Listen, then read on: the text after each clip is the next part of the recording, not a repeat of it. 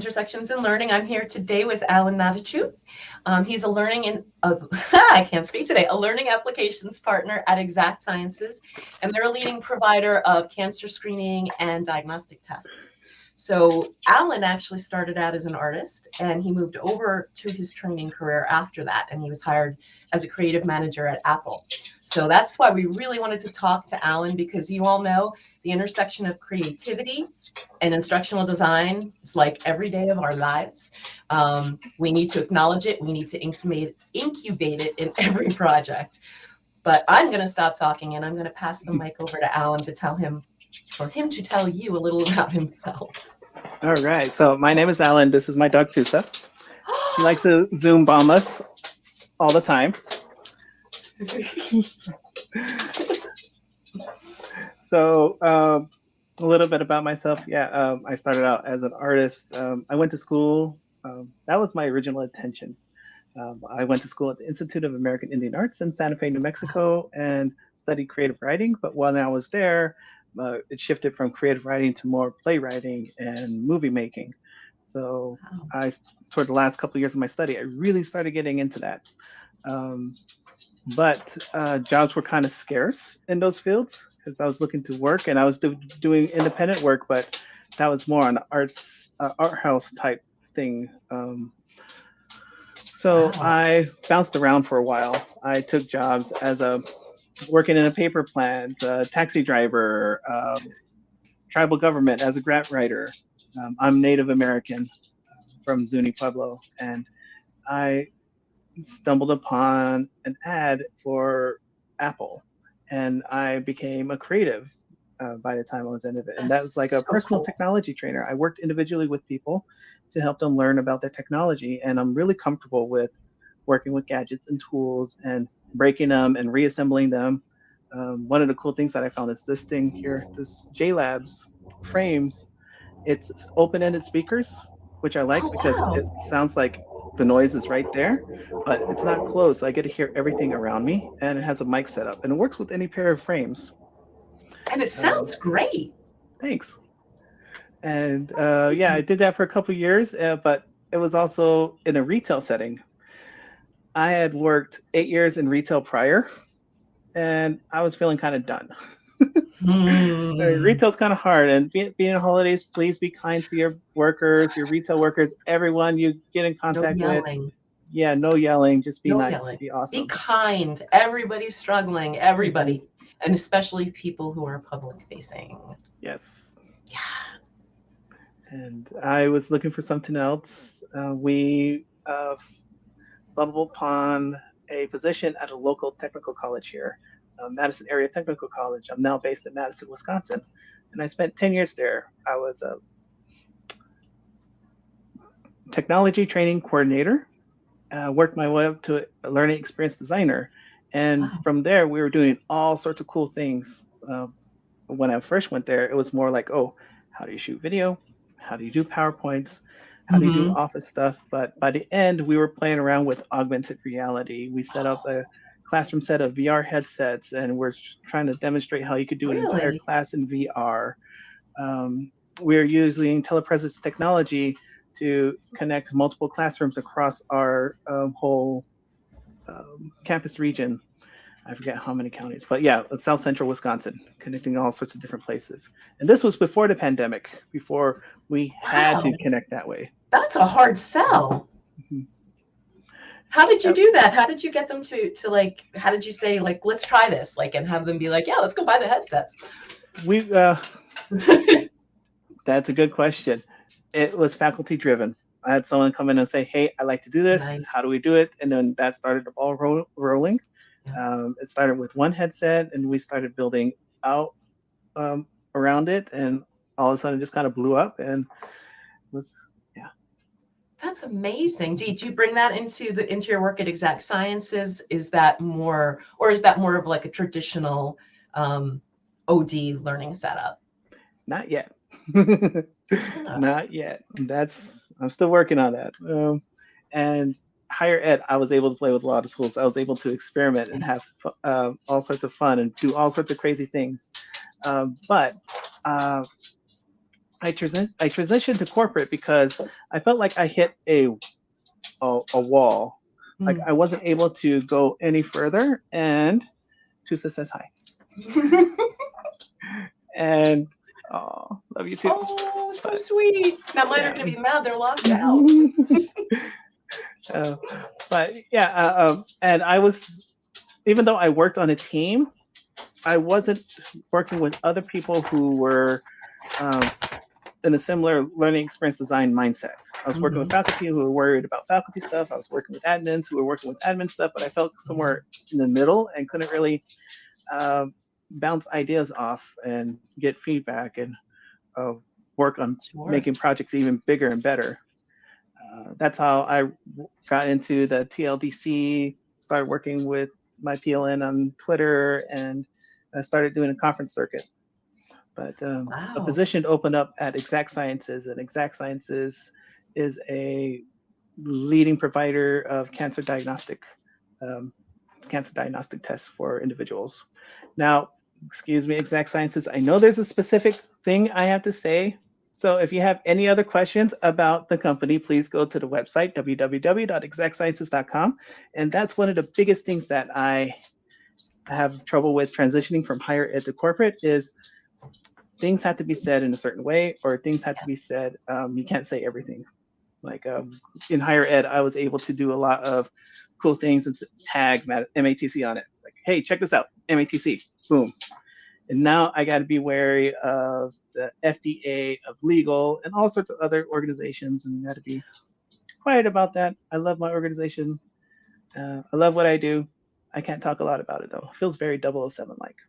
I love that. And I love that you love what you're doing. We were talking before we came on the cast about having done freelance work, creative work, and then going into corporate and that transition.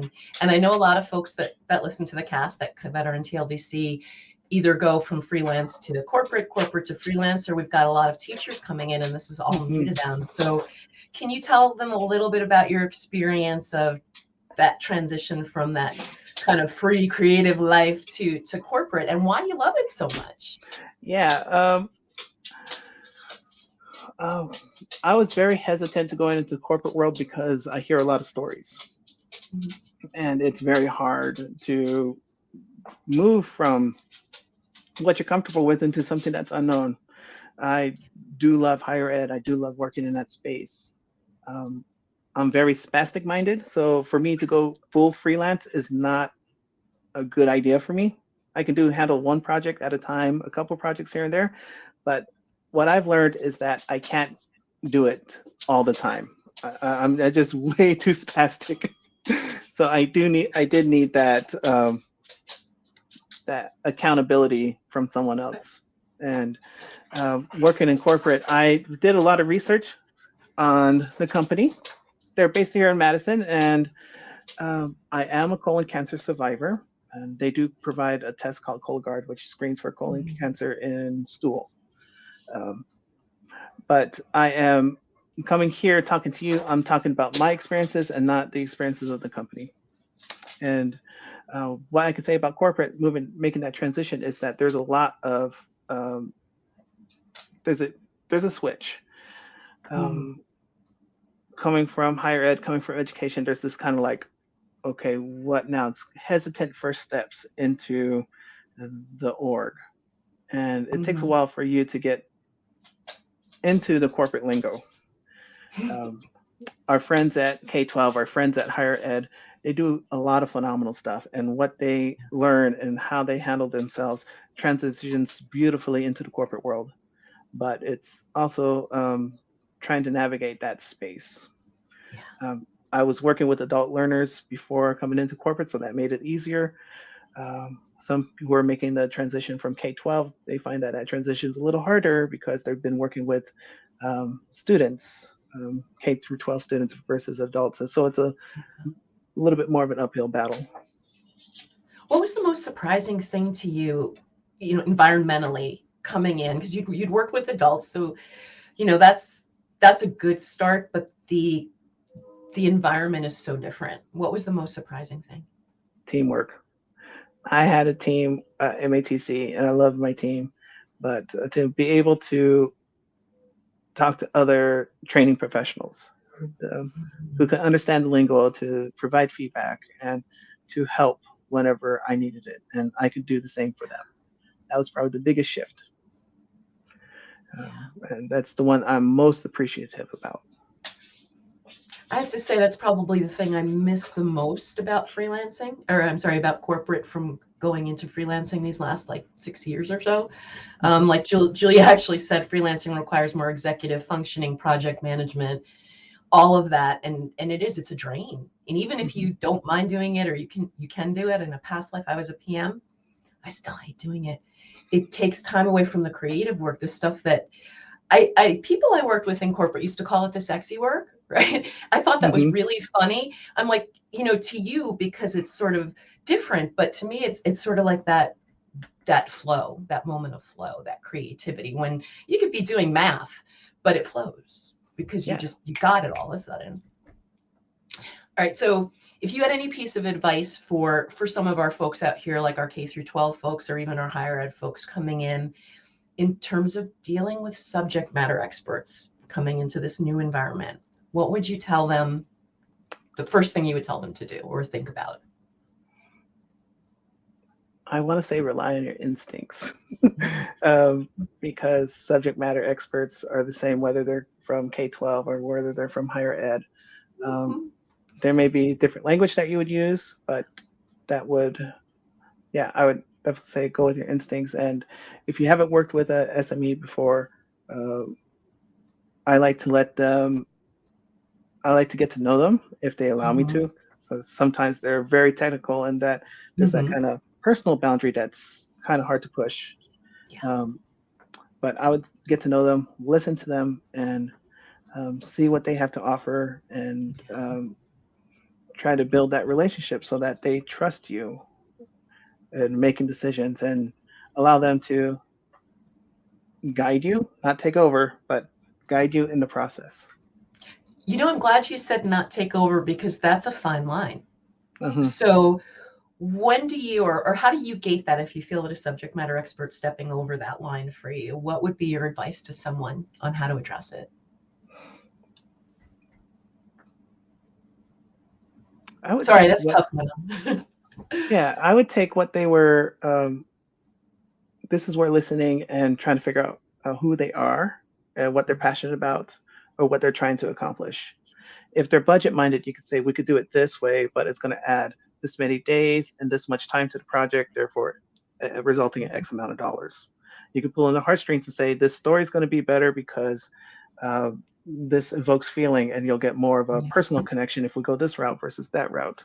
Um, yes, I know the history of this is very fascinating, and I agree with you. I'll read that book, but we need to shorten the training. Right now, it's approaching 3 hours. We need to kick it down to an hour and a half.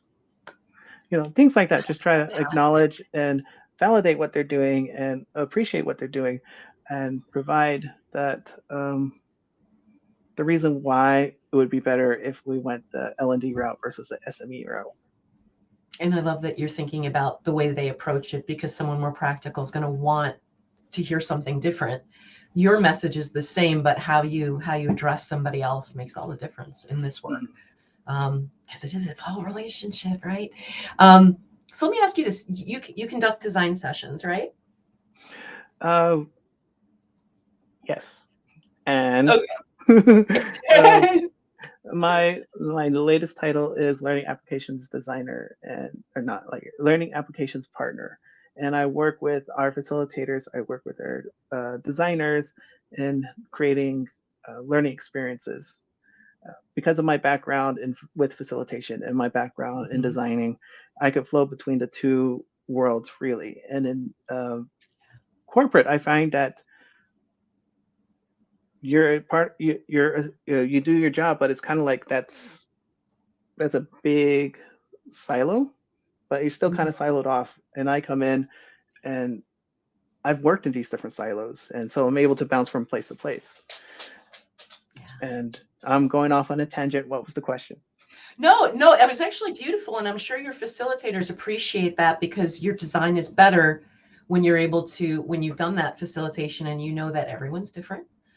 Monique and I have talked about that. Like I couldn't present her stuff and she couldn't present my stuff because we're different.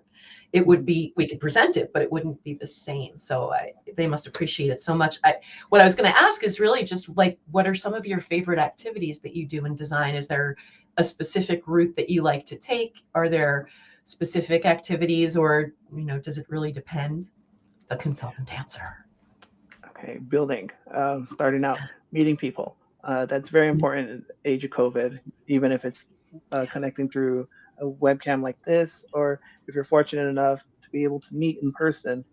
Uh, I think that's key.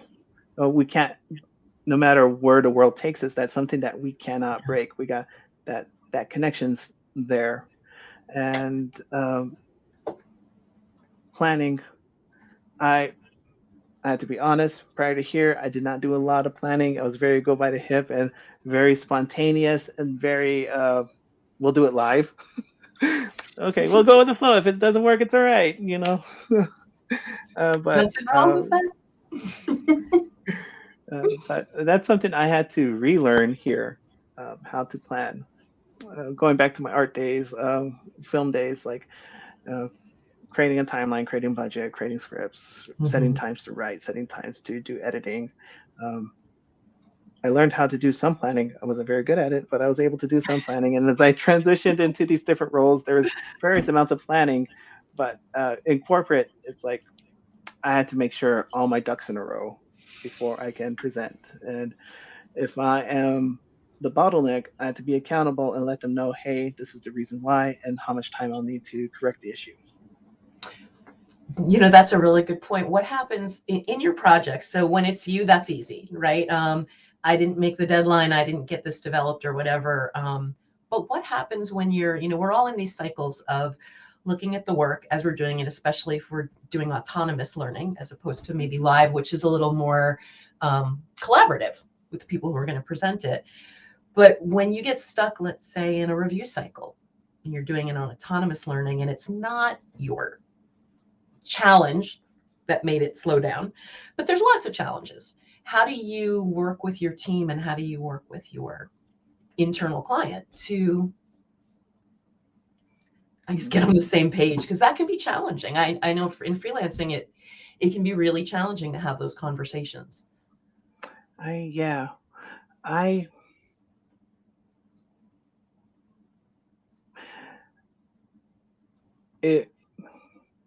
Sometimes you have the luxury of patience, because it's a soft deadline and you can let it go for maybe a day or two, maybe even up to a week, and you can work along with the people who need that extra either hand holding or extra nudges to try to get them going.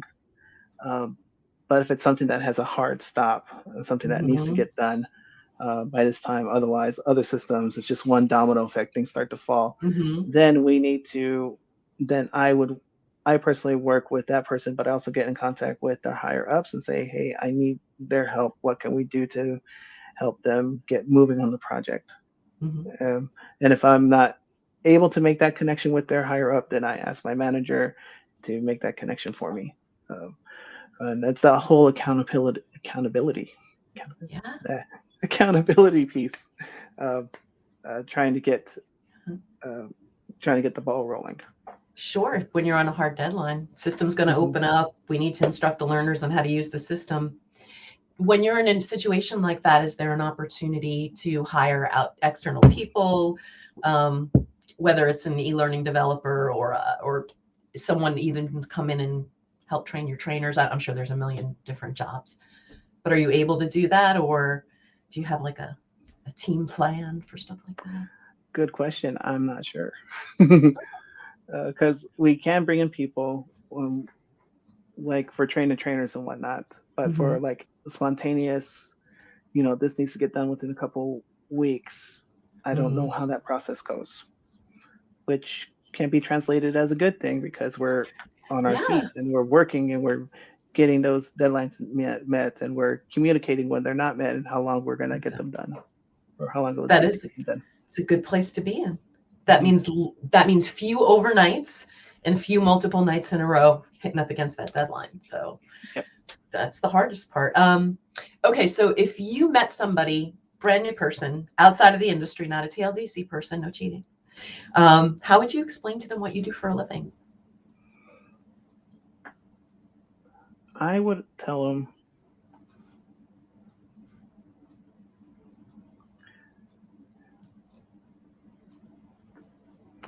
I am the chef of learning services. Ooh. You may not see what I do in the kitchen, but when it comes to you, I hope that you enjoy it.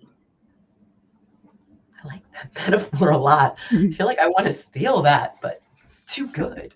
Um, Oh, go for okay. it. Yeah, I don't hold any copyright. And one of the things about me is that I hate gatekeeping. If you find an idea, you think it clicks and you want to use it, go for it. Have my You guys permission. heard that? I love this. We're Mhm. all chefs, even those of us who can't cook as well. Monique, sorry. I hope she's laughing on the other end. Okay, moving on. If you could have any skill to do your job, the job you're doing now, that you don't have, what would it be and why? Voiceover. Ooh. Mhm. Uh, to bring that rich, deep voice into my e-learning and provide it on time Mm. and be consistent so it doesn't drain my voice. It's so hard to do that. I learned 2 years ago, I stopped even like saying, maybe I'll do that for you. I definitely go to professionals for that. Um, okay, let's see. What more do we have? Do I have any questions in the chat? I've been lowly not looking into the chat. So, Monique, if there are any in there, feel free to jump on it in. Okay, so you're getting prepared to do one of your really cool projects. What do you do to get yourself into the zone? Music. Mm. But that depends on what kind of zone I'm looking for. If it's a kind of a slow burn where I need to keep energy going, I go to movie soundtracks. Lately, it's been the good, the bad, and the ugly. That's been my go-to Oh, slow burn because it kind of gets me in the go. It's kind of grooving, but it's not too fast. yes. But if I need something that gets me pumped right now and I need to get started and get out the door, it's going to be more of the electronic music, trance, progressive. Um, if it's manual labor, moving stuff, schlepping stuff, it's classic rock. Oh, nice. Favorite classic rock artist. And I know we're not in the speed round, but I have to ask because we're there. Queen, David Bowie. We are the Um, champions. Yes. Oh my God. Awesome. Awesome. Now I'm going to, did we ever get to, let's see, we got the zone, definitely music. When you're doing your own personal development, you want to learn something, you've seen something really cool, you want to use it somehow. Where do you go? What do you do? I try to find examples and try to recreate it. Because one of the things that I love doing is taking things apart. I'm a tinkerer. Yeah. I love destroying stuff, putting it together, duct taping it, however, just try to get it back together. um, Wonderful childhood that way. It's um, great to break things. but I find that going through the process and recreating it is one of the best ways of learning how to do it. I want more time to do the e-learning challenges of the what is it? Articulate Heroes, Oh, e-learning heroes. I've been wanting to do those forever. Mm-hmm. I did one. One. And I just don't have the time between this and home and whatnot, work, home, social. It's kind of hard. It's But if really yeah, but if I find something and I'm like, okay, I need to figure out how to do it, then I will take it apart and use the tools that I have to recreate it. I was very big on using PowerPoint. That's like my go-to tool, PowerPoint and Keynote, to create graphics, movies, GIFs, um, introductions, all sorts of cool stuff.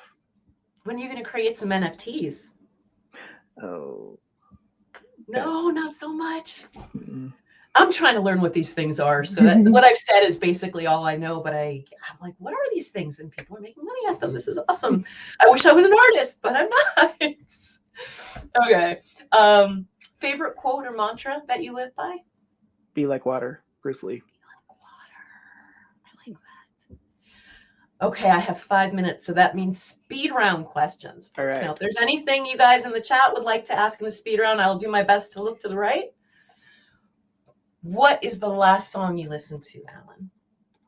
A State of Trance, 1000th episode, song number 76. Okay, Don't I'm gonna have to remember name. replay that and find it now. You need to email that to me later, and we'll send that out to anybody who's interested.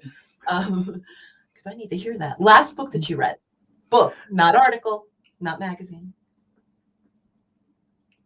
Piggy and Elephant.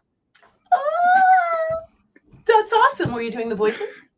Yes, you have to do the voices. You do the voices. That's how you prep for the voiceover work. Okay, favorite food or drink? Oh, morning, coffee, 2 Splenda, cream, Diet Coke, iced tea, slightly sweetened. Favorite food, tamales, tacos. Oh, yummy. Oh my gosh. Okay. Who do you fanboy or fangirl?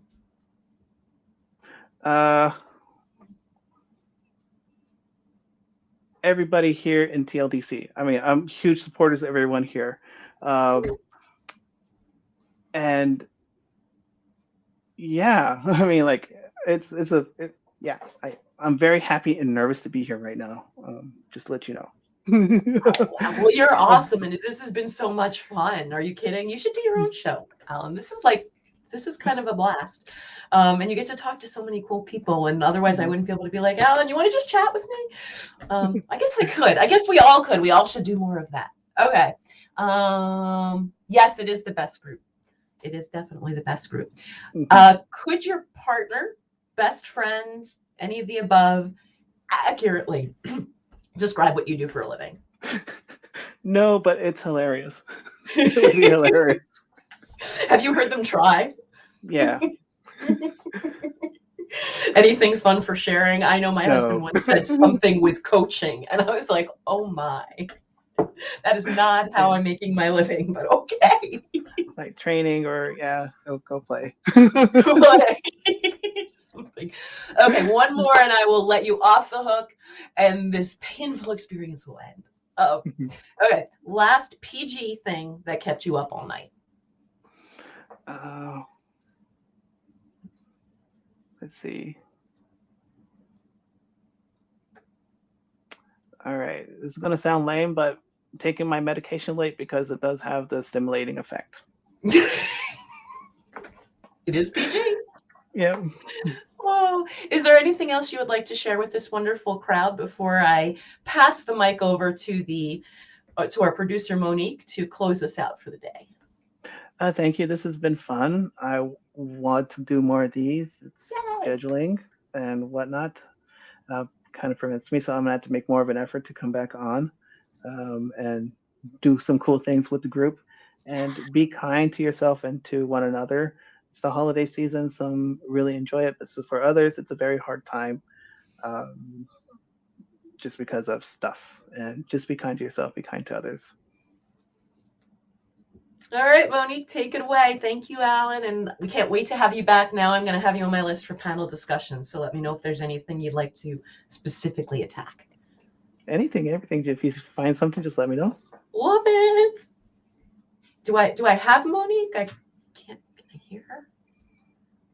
Oh, I think we may have lost our producer. I'm not positive. Then I guess I will do my best to close this out. So guys, I would love to announce our next guest, but we do not have our next guest scheduled yet because Monique and I have not gotten together for our 2022 sessions, but we will be talking over the next week and we'll have a schedule worked out and we'll let you guys know. And if you're interested in joining us like Alan did, please come join us. This is so much fun for us. It's such a great community. You guys know you're here, so we'd love to talk to you and have an awesome rest of your day. And I don't know if I can close you, but Monique, if you're there, you can close us out. We'll just sit here and wait. And now comes the time where we do interpretive dances until the session ends.